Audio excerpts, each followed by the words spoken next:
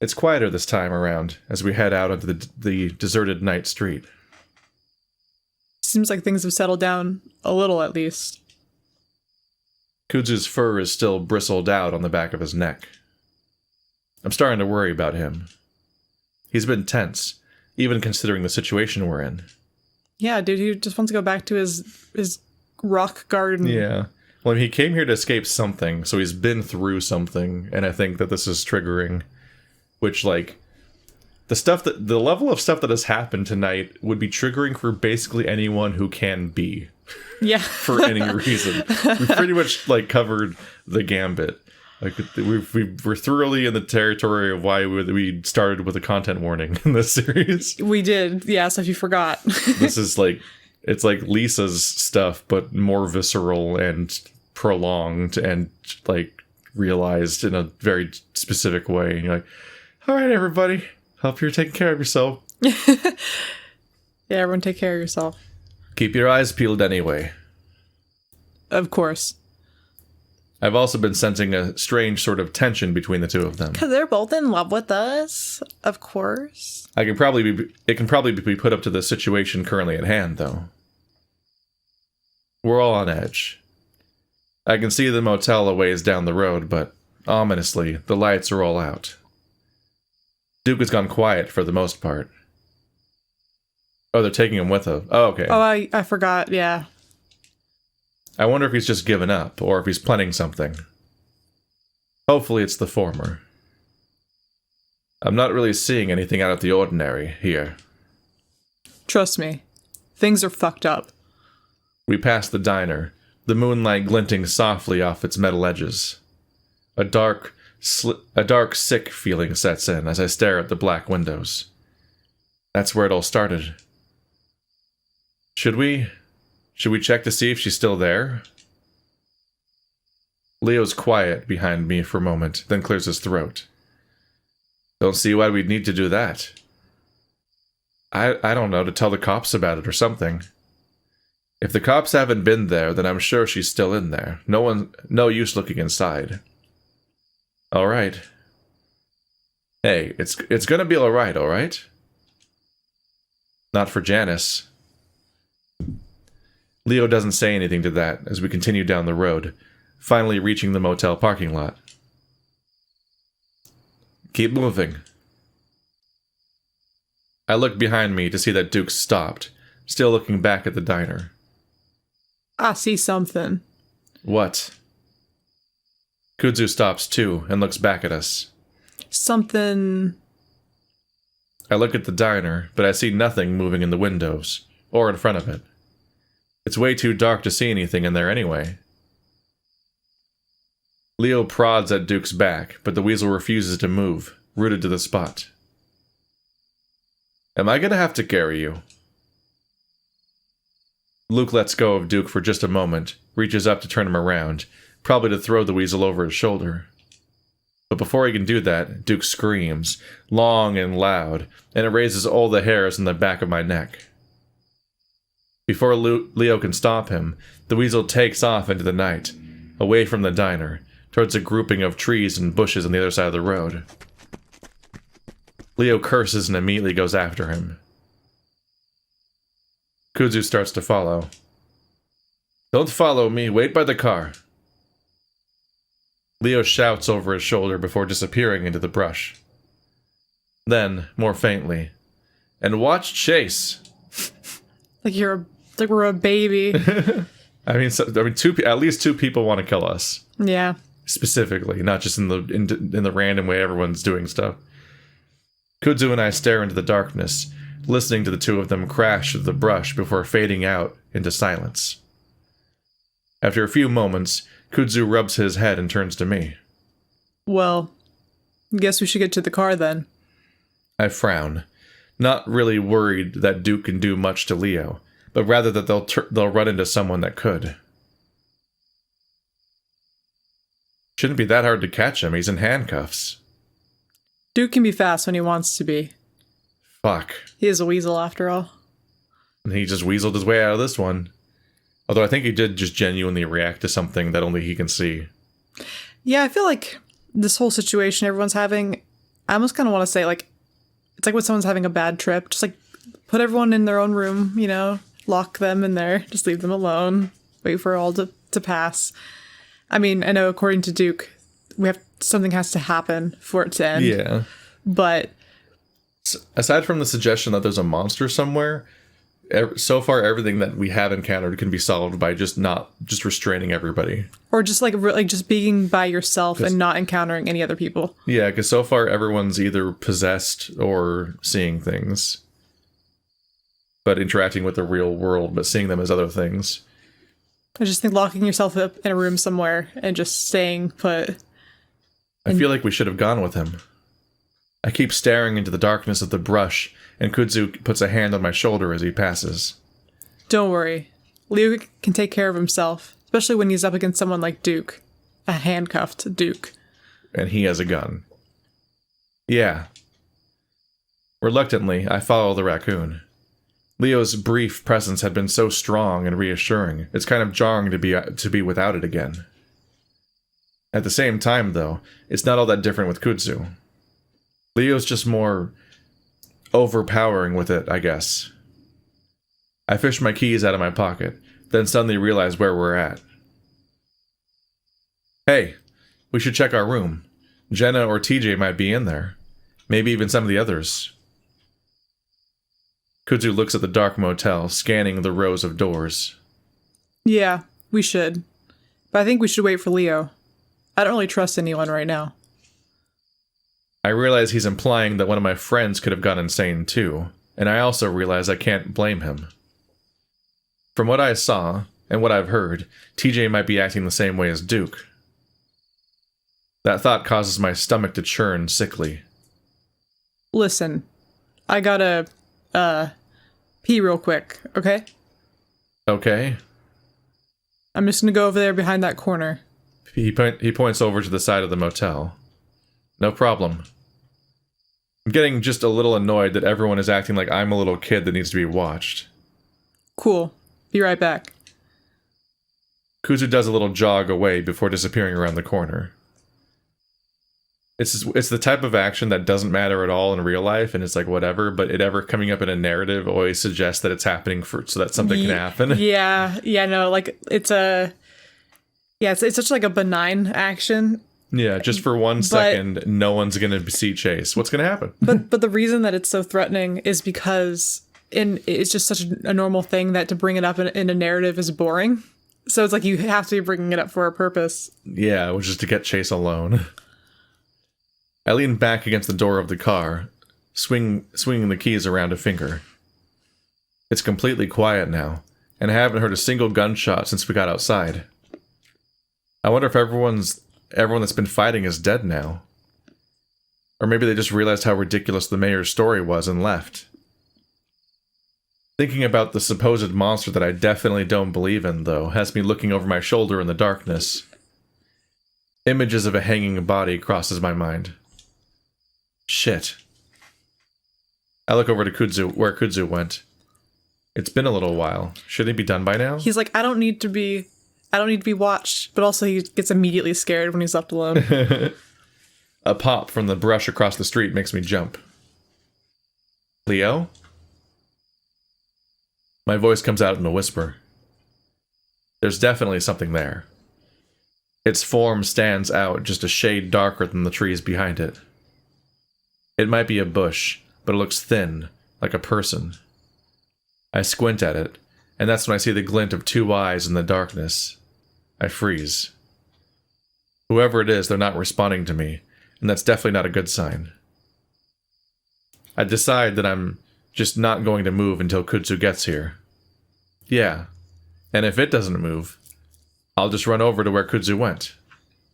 And if it does move, I don't think he'll mind me catching him with his pants down if there's a fucking psychopath chasing after us. I see a thick tail swish out from the side of the dark thing. Slowly, I feel behind myself for the keyhole to the car door, sliding the key in and unlocking it. Actually, I'll just get in the car and... Footsteps to my right. Duke, his eyes wild, is on me in an instant. What? He slams into me so hard, I'm sent to the asphalt with an impact that rattles my brain. I roll over groggily to see Duke bent over, his hands fumbling at the ground. Somehow, he's moved his handcuffed hands from behind himself to the front. I feel like that's not super hard. Because you can just go under your legs. Yeah, it depends on how long your arms are and how flexible you are. Yeah. That's very doable. I think I could do it. I think I could do it. Yeah. After this, I'm gonna like We're all try gonna it. try it. Yeah. We're gonna tie our wrists. I realize that I don't have any keys anymore at the same time that Duke stands up, keys in hand. Kudzu! I yell and reach for Duke, who dodges away, throwing some kicks at me before yanking open my car door. Fuck! I lunge for the handle, but I see the weasel slam down the lock just as I reach it. Kudzu comes running around the corner just as Duke starts up the car. Duke! I shout uselessly at Kudzu as Duke peels out, yanking the handle from my grasp and forcing me to hop back a step to stop from being run over. Of course I think that Duke's just going to take off down the road and get the hell out of Echo. I have no idea that he's going to turn sharply in the parking lot and come straight for me. Oh, he's still trying to kill you. Chase! Kudzu screams at me, just 20 feet away now. But there's no time. The car is coming at me. I jump to the left, but Duke easily follows my movement. I see the license plate and the headlights, which Duke hasn't turned on. I jump and land on the hood of the car as it hits me. I feel like my body is falling through the air. I see the stars and the moon. Then I land. Well. Oh, That was catastrophic. this is like this is our other like dreamscape that we see a lot. Yeah. Now Kudzu's gonna feel really guilty. I mean, he left us alone for like 2 seconds. And we're gonna feel really like we can't walk again, probably. Yeah, I think we're gonna feel a little sore after this one. Chase just loves getting hurt. The desert stretches and winds into the darkness, rising and falling with the mountains, hills, and valleys. It's endless, monolithic, passionless. Except here. Its mark is clear on the land, like a stain, a blemish in the beige patchwork of the wilderness. The earth's bad, the air's bad, everything's tainted. Tainted. The mark is old. It's ancient. Been here longer than people. Old people. And they knew it too. Everyone who's been here knows it. So do you, even though you're not from here. You were drawn to the stain, like all the other evil that's planted itself here. You can see it right through the otter's eyes. You see its influence stretch above you like black tendrils into a dark red sky. They stretch, search, reach for anything alive, to stain anything they touch. So it is, so it will always be. Chase! I stare groggily up at the face above me. A swirling mass of gray and black, before I'm able to focus on the nose, just inches away from my own. That crosses my eyes, which hurts, so I close them again. Chase. The voice is gentler this time, though no less concerned. I try to reach my hand up to assure whoever it is that I'm fine.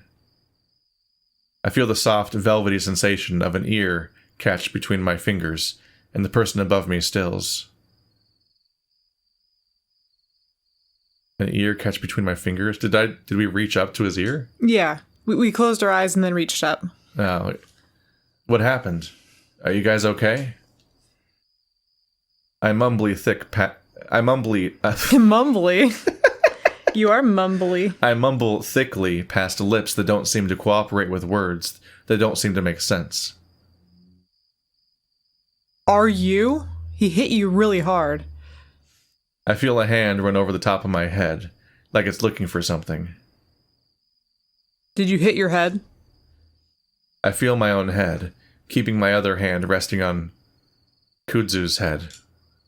That's right, Kudzu. I push myself up silently, realizing where I am and what just happened. Here come the police. We've been found out. I have no idea if that picked up. I look around into the night, the surreal feeling of regaining consciousness in this nightmare, making it all the more horrific. Twice tonight. We need cops. well, do we ever really need cops? Yeah. And,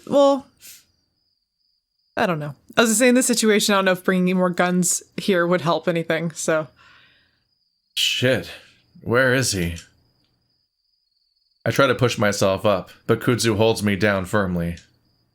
Duke? He took off somewhere? Kudzu looks around, his ears pointing up as if listening, before looking back down at me as I try to sit up again.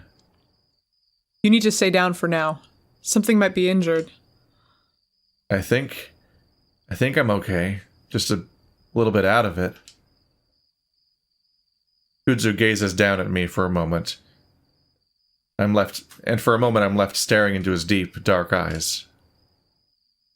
Is he the romantic interest of this arc? Like, I mean, I prefer him. Like the level at which it's sold is like, He's quite a catch. You know? He's got a lot going for him. I'm getting why he gets so much fan art at this point. Yeah, dude, he's cutie pie.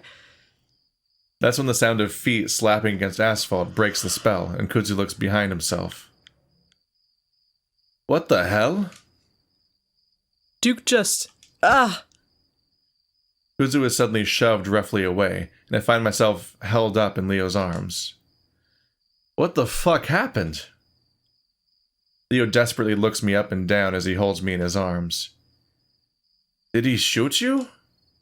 What? No, he just hit me with a car. I see Leo's eyes widen and his ears shoot up. Does he think I mean Kudzu did? That's what I thought he meant. But then also he only hit me with a car. Like Yeah. you just said just. That's the stakes we're on now. He just hit me with a car is all. That's alarming. He suddenly turns his attention to Kudzu, hackles raised. What the fuck were you doing, Kud? Why weren't you watching him? Kudzu flinches back, then glares. He came out of nowhere, Leo. We were both trying to stop him. I can see Leo working himself up to shout something else, but that's when I push myself out of his strong grip.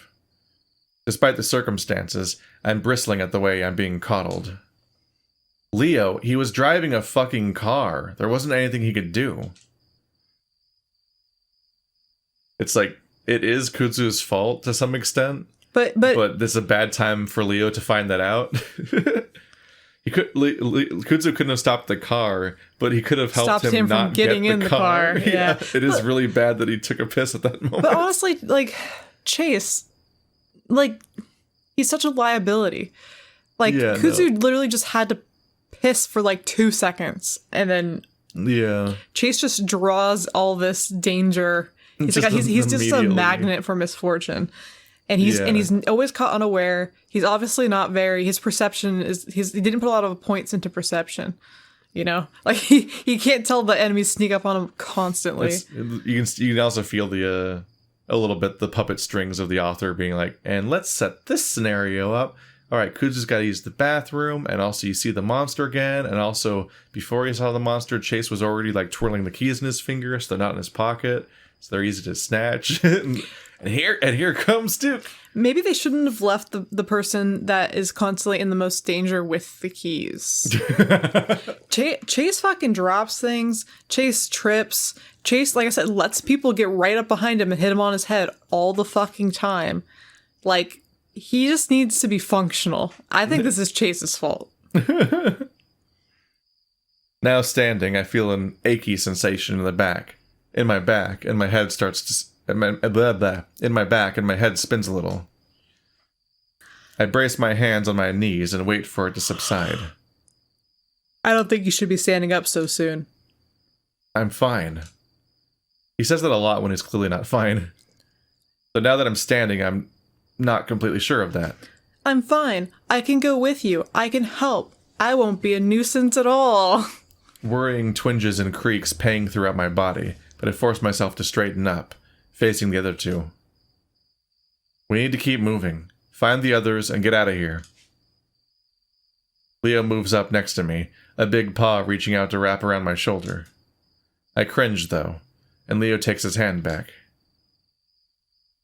You need me to carry you, honey? Aw. Aw. I grimace and shake my head, mostly because I feel like being slung over his back would be even worse. He could princess carry you. Yeah, that's what I figured. He settles on rubbing my back gently, eyes still looking me over, as if trying to spot some unseen injury. Can you find a wheelbarrow? We need a wheelbarrow for Chase. We need a baby stroller for Chase. Let's get the hell to Peyton. Kudzu coughs awkwardly, We lost the car, though. further delaying the question of whether or not the monster exists until we maybe find Duke dead from it. Oh yeah. My heart sinks. Even now, in the situation we're in, I'm a little angry that it was my car that was stolen. You. I worked hard to buy that thing, even if it was a junker. Leo shakes his head like it's a mild annoyance. Then we'll just have to use my van instead. That was his van? The one where crimes were happening? Oh, yeah, in the prequel. Just the very concerning van where all answers are not good about what's happening in it. Huh. Leo looks up the road in the direction of the diner where he left it 2 days ago. Wait, let's at least check the motel. See if any of the others are in our room. Otter, I'm sure the others have already gotten out by now. Just check. It's right there. Why would you not check? We're at the hotel. I mean, we haven't heard anything from any of them, though. And wouldn't they have brought the police or something? Leo looks back at the motel, chewing his lip. Alright, but let's be fucking quick about it. We need to get the hell out of here so we can get everyone help. Yeah, real quick. It's one room. We're not, this isn't a Silent Hill level. We're not, like, combing the premises of the entire place. We're not gonna have to, like, open 17 doors to find the sigil that actually opens your dad's basement, which has a hole in the wall that leads to the hotel room you're trying to get to. It's just the door that you have the key to right in front of us. I say that because that's the entirety of, like, every like this is a level in Silent Hill Origins is a motel, and like every level in Silent Hill, it takes an hour to get to the room you mean to go to because that's how like the fucked up layout of those places works. And like halfway to your destination, it turns into the Rust version of Silent Hill, and now monsters are everywhere. It's like calm down. Every Silent Hill game, you visit 3 locations, and the game ends, and it takes 8 hours. Hey man, it's about the journey, not the destination. It is. I'm just saying, but I'm like, it's just a door, Leo. What are you expecting to happen? I reach into my back pocket, pulling out the key card as I hobble in the direction of our room on the other side of the building. Kudzu reaches out to me. You need help. Oh. Leo shoulders the raccoon aside as he practically jumps to my side, gently pressing a hand into my back again. Someone's jealous. Stay close, Otter. Not gonna let something like that happen to you again. It keeps happening tonight. Or this week. Like, got beaten over the head and knocked out by a pipe. Got kidnapped into a sex torture chamber. Got kidnapped into a different execution basement. Got run over by a car. Cut myself on a window and haven't closed the wound still. I'm telling you, man. Magnet for We're just injury. beating him up so bad. I try to ignore the tension I feel building between the other two. More than anything, I'm annoyed at Leo. Why is he acting like this? Sure, he was always a little jealous, but right now, in the middle of this hellscape of chaos... I shake my head, allowing the wolf to guide me with his hand as we turn the corner to the motel. Kudzu stays close behind us, and I look back at him to give him a small smile to show that I at least appreciate his concern for me. He gives me a short nod back, but otherwise doesn't say anything. Like most of the town, The back of the motel is completely deserted as far as I can see. Another pop that's probably a gunshot echoes in the distance, but I'm just thankful they aren't happening every minute like earlier. Again, I wonder if it's because everyone's dead. It is kind of eerie to think that it's just somewhere in the town. Like somebody just shot somebody, probably. As fucked up as it is, I think that might be a good thing for us. As long as it doesn't involve any of my friends. We reach the door to the motel. My heart sinks again, as I see that there's no light coming from the window. Shakily, I raise the key card to press it against the lock, only to accidentally drop it. What the fuck, Chase? I start to bend over to pick it up, but Leo puts a hand on my shoulder, speaking gently into my ear. Don't move, Otter. He sweeps up the card and presses it to the lock. It flashes green, and I hear the electronic buzz of the lock coming unlatched before Leo presses down on the door handle, then pauses. His other hand suddenly reaches out behind me toward Kudzu. Kudzu, hand me my gun. I'll give you Duke's. Why? I guess it is his gun. Oh. Kudzu stares at the hand for a moment, then jumps, as if suddenly realizing what the wolf is talking about. Oh. Right. Kudzu lifts his shirt, fumbling with the waistband before pulling out the gun. Like he forgot it was there. He hands it to Leo, who in turn hands him Duke's gun. I'm trying to figure out what the motive... I mean, I know that is his gun. But does he just know the other gun's, shittier? I don't know, it just seems like a weird... I don't know, I guess it makes sense that he would want the gun that he actually has used. Yeah, and not some other weird gun. Whereas Kudzu has never used a gun and still hasn't. Yeah. He checks the safety on his own before pointing it toward the door. Leo pauses again, then glances at me. Otter, behind me. Leo nods back to the wall, next to the door. It might be good to announce your presence in case, Jenna's in there. TJ and Jenna are just sitting on the bed and shooting both. Well, I'm just imagining, Jenna's sitting in the room pointing a gun at the door. Oh, yeah. Because of whatever the fuck has been happening to everyone else at this point, whether she's seeing something else or not. Leo nods back to the wall next to the door. I only feel a little twinge of resentment at being treated like a child again, but I'm too eager to check the room to say anything.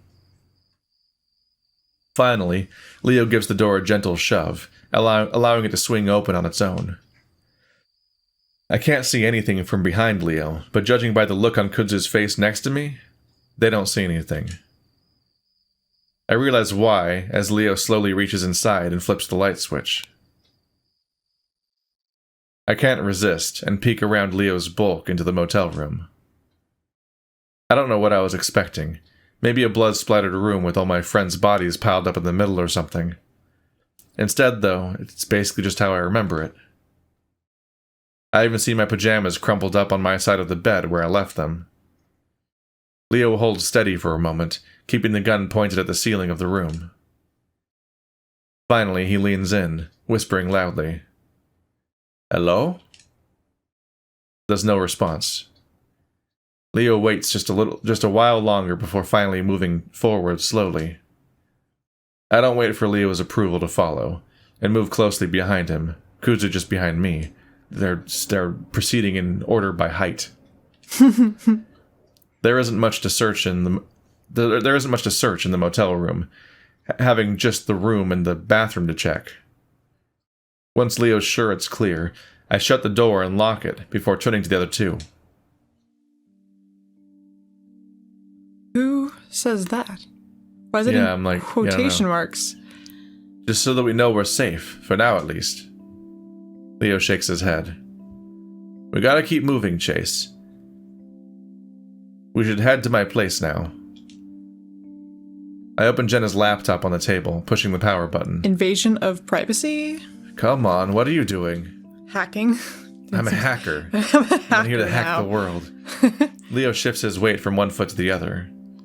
Kudzu moves to stand next to me. Well, he's checking for internet, yeah.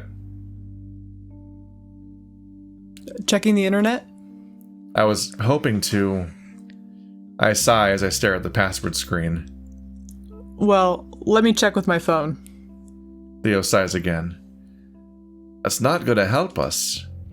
I have Wi-Fi calling. Leo sighs again and sits heavily on the bed, bending it in like a bow. He sets his gun on the bedside table before rubbing his face vigorously with both hands. You okay? Saying that Leo's been on edge is an understatement. And sure, we're all fucked up right now, but the way the wolf's been acting, it's like he's a different person. Leo lets his hand slide down his face so he can peer at me over his fingertips. He examines me for a while, then finally reaches out with both hands. Come here, Chula. I almost hesitate, and I'm not sure why. I walk over to him and stand in front of the wolf before he reaches out and pulls me down into his lap. There, he presses my head against his chest before wrapping his arms around me. He starts stroking the back of my neck gently, and it makes me shiver. It all feels a little forced, and we don't meld together naturally like we always used to. I'm sorry about letting all this happen. I should have told the police when Duke started threatening earlier. Do you know what's happening? Leo takes in another breath, and his broad chest swells against my cheek before he blows it out, ruffling the fur on my head. I don't know. I really don't. I notice Kudzu standing to the side, clearly trying not to look at us. Any internet? Kudzu looks up and shakes his head. No, I can't find a network. Damn it. Did that bear do anything to you?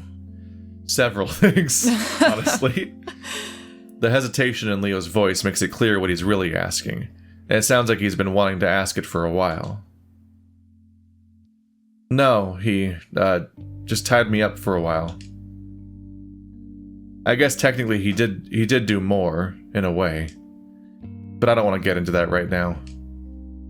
That whole incident actually seems like a long time ago already. Janice's murder, getting near raped by Brian, trying to kill Brian. I feel like there's a numbness in my chest that's dampening my emotions right now, and everything feels like it's far away from me. I wonder if that's some kind of psychological response to what's happening, as if I'll be all fucked up after this is over. Yes. Yes. Probably. But I kind of welcome the numbness right now. It at least helps me deal with what's happening a little easier. Oh, that's not good. He's being avoidant. But I mean, it's helpful for now. This is the time to be avoidant. Yeah. I was gonna say get through this, and then you can deal with it later. Jenna would probably be able to tell me what's happening right now if she were here. Of course, that makes me wonder where she and the others are. It makes me want to get out there and find them. Because as much as I want to get the hell out of this place, I feel kind of responsible for them. I did drag all of them here after all. I'm gonna get you out of here, I promise. Leo breathes into my ear and squeezes me a little tighter. I have to hold back a wince as a twinge goes through my back. I have a feeling that I'm going to be very sore tomorrow. I suddenly lift my head and look back at Kudzu. What time is it? Kudzu takes his phone back out of his pocket to check. 3:45. I stare at him. Are you serious? That means it's only been a little more than an hour since we left Kudzu's place. I was hoping that daylight would be a bit closer than that. Kudzu slumps down in the chair at the table. It's what my phone says. I continue to rest my head against Leo's chest, listening to him breathe. I glance up at him and see that his eyes are closed as he continues to stroke the back of my head. I'm about to tell him that we should be moving again, when I think I hear something. It's a soft, snuffling sound, like someone's covering up their sniffing. I lay there against Leo, not moving as I continue to listen. A full 10 seconds go by before it happens again, and this time I think it's coming from below us. Under the bed. Uh-oh. I look up at Leo again, wondering how to tell him I heard something without saying it out loud. Honestly, with his massive wolf ears, he should have heard it before I did. I reach up and poke at his chin.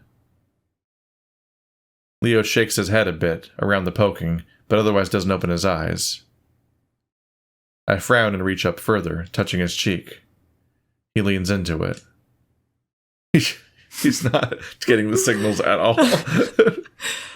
Leo. I barely whisper at him. Finally, he does open his eyes, and I point at my own ears, mouthing listen. I see his ears comically perk up, his eyes looking at the ceiling. I motion down at the bed. I can see Kuzu to the side from his chair, eyeing us curiously, but not saying anything otherwise, thankfully. This time, the snuffling sound is quite a bit louder, and I feel Leo's fur rise up on his arms. That was definitely a person, or something, living and breathing at least, and it definitely came from under the bed. Leo slowly and gently pushes me off his lap, motioning me away. Slowly, he leans over and grabs the gun. Then he stands, backing up away from the bed, then crouching slowly with the gun pointed as he looks under the bed. I see Leo pause, staring, then he reaches out and grabs whatever it is and yanks hard. Ah! The scream is loud and piercing, and whatever it was sounding like a terrified child. It thrashes and kicks at Leo. When it's clawing frantically at the carpet to get back under the bed that I realize who it is. TJ? Oh, yeah. Baby TJ's under the bed. He's alive. Are you the murderer, TJ? Was it you in the amphitheater with the candlestick? I don't think that's a location. Colonel Mustard, I'll never play Clue. Why? I don't, just out of spite at this point. Why? Got this far with that, I don't need it. Or floats your boat. I'll continue to make references to a game I've never played and not learn to make them more accurate. I shout his name, confused and terrified myself. What the hell? Calm down. Leo's got both his hands on TJ's ankles, trying to keep him still, while at the same time not getting gouged by the toe claws. I move closer, though not close enough to get clawed by the lynx, and try to crouch in his line of sight. TJ, it's us, you're okay. The look in his eyes is wild and desperate and feral. I reach out for his wrist, and he immediately slashes at me with his other hand. Chase, stay back. I fall back on my butt and scoot away a little, wide-eyed. I've never seen TJ like this. Of course I haven't. I can't imagine what could have made him like this. I scramble up and stand next to Kuzu, who's just as wide-eyed as me. Despite that, he sidesteps a little in front of me, as if to shield me from the insane TJ. Leo finally drops the cat's legs, and before TJ can scramble back under the bed, Leo jumps on his back. I wince as I'm sure I hear TJ deflate like a tire from Leo's weight. Is that... Getting winded is very common in this setting, but also, is that enough to knock you out of the psychosis mode? That's a big one. Well, getting smacked hard, getting sat on so hard that your wind gets knocked out. You would think so. Something shakes you out of this. The wolf snatches up TJ's arms, pinning them against his back, as he leans over the lynx, shouting into his ear. TJ, stop. Stop fighting, it's me, Leo. Leo! TJ continues to writhe, making weird yowling noises that I've never heard him make before. TJ, it's me. It's your friends. We're here to help you, man. Leo's voice is quieter now, more soothing as he tries to calm the crazed lynx. It seems to be working, so far as TJ's violent thrashing lessens, his yowling fading out to more feeble whining sounds. See? I'm here now. You're gonna be fine. Finally, TJ's head falls to the carpet. Everything goes limp.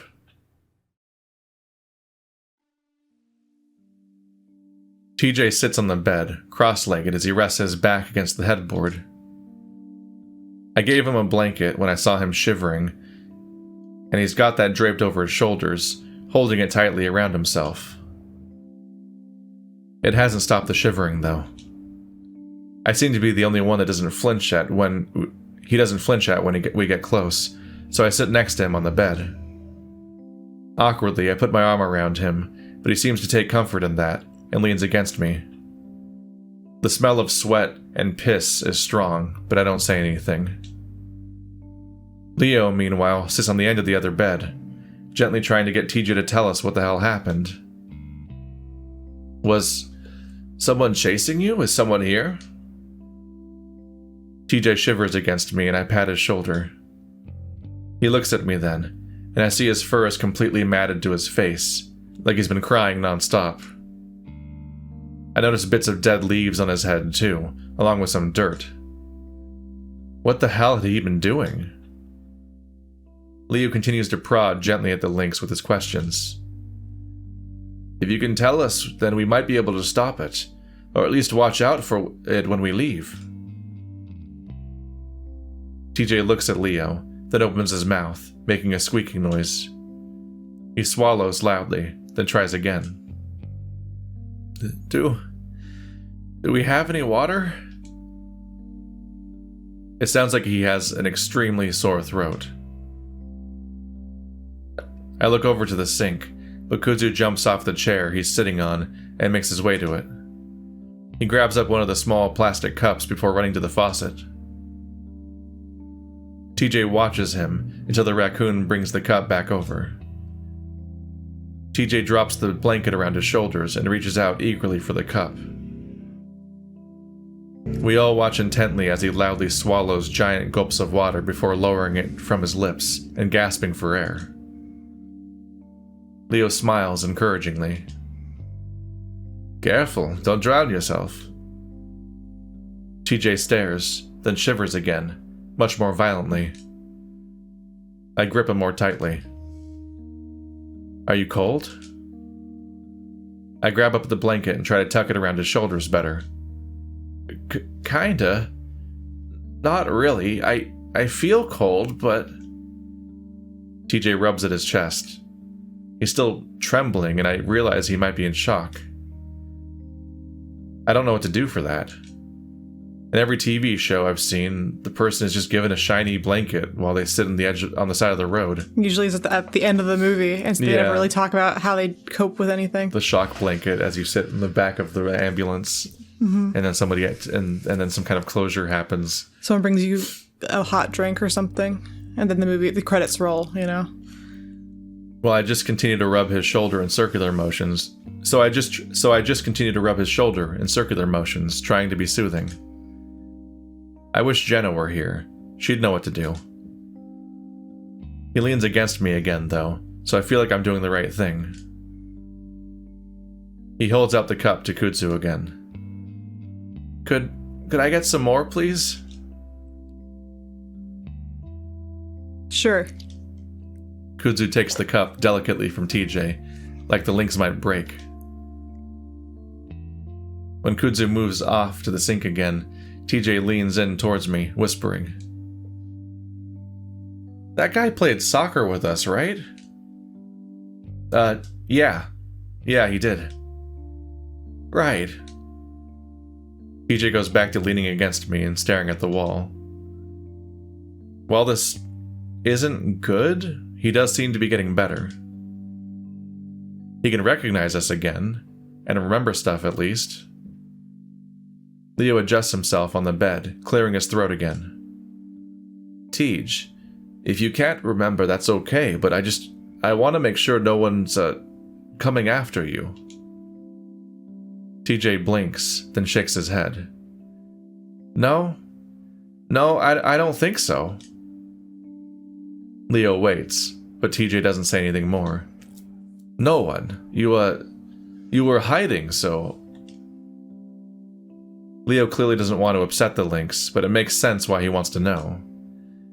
If there's someone lurking out there, hunting TJ down, we could be in a lot of danger right now. We have to wait, though, as Kudzu comes back with the cup. TJ takes a few more big gulps before looking back up at Leo. I thought I saw something. I keep seeing things. I think I need to go home. I stare hard at TJ, studying him. I don't know why, but I guess I thought we'd all be exempt from this hysteria. I knew we were all normal, at least to an extent. This whole crazy chaos seemed too foreign, too different for it to affect my friends. People I know that are grounded, normal people. Questionable. I feel like every path is going to be us finding out how not grounded each person might be. I mean, I think it's already clear that they're dysfunctional. Yeah, well, they're definitely a very dysfunctional group of friends. And Leo just has red flags everywhere. Carl wasn't that bad. He's got shit to sort through. Carl's just very relatable. I feel like a lot of people who play this game could probably relate to Carl's self-confidence issues. That's exactly what TJ was. And now, Leo stands up and steps closer, sitting down slowly next to TJ on the opposite side of the bed. We are gonna go home, Tej. We just have to go on a walk to my car first. Leo reaches out and sets a hand on TJ's leg, and I'm glad to see that he doesn't flinch at all. He's really calming down. Okay. TJ suddenly opens up the blanket around himself, staring down at his clothes.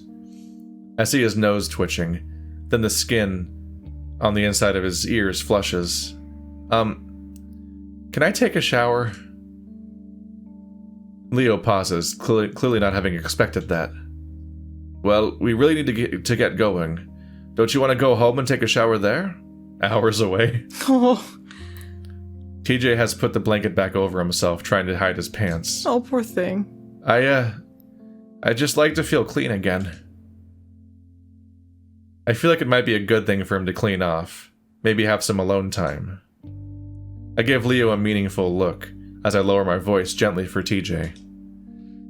Sure, man. We'll wait. TJ slowly pushes himself off the bed to stand on unsteady legs. Both his hands not so subtly shield his crotch as he walks to the dresser. Okay, just don't leave, okay? We won't.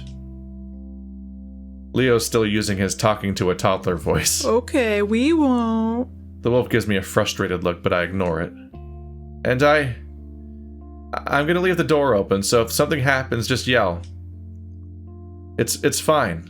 And nothing's gonna happen, okay? Yeah, okay. TJ pulls out some pants from the dresser before making his way to the bathroom. He keeps glancing back at us, like we're gonna disappear if he looks away too long.